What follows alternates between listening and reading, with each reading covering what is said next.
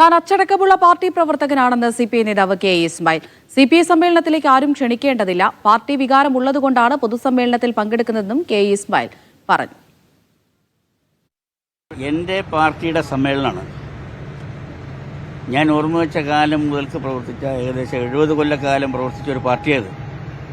എന്നെ ഞാനാക്കിയൊരു പാർട്ടിയാണ്. അപ്പോൾ ഈ പാർട്ടിയുടെ സംസ്ഥാന സമ്മേളനത്തിൻ്റെ പൊതുസമ്മേളനത്തിലെങ്കിലും പങ്കെടുക്കണം.